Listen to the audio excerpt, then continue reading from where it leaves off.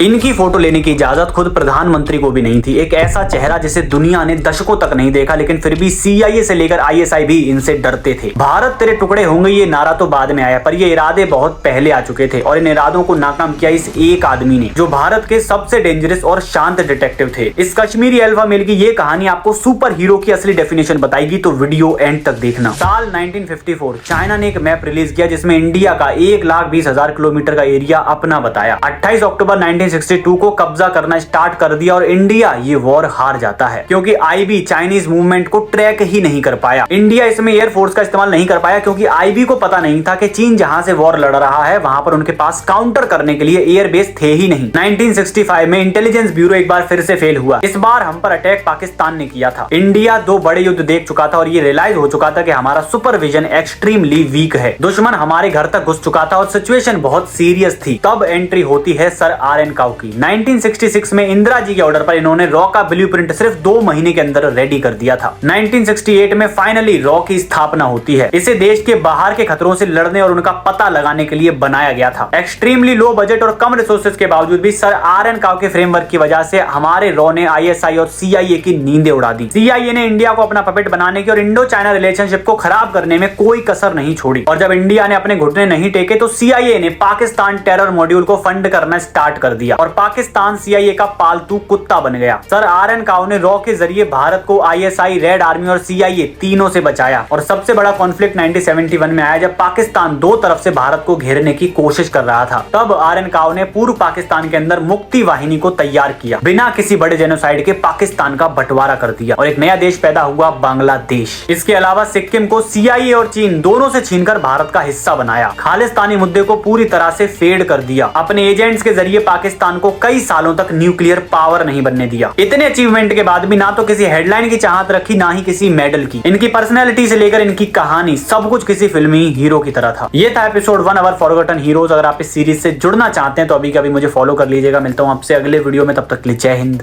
Jai Bharat.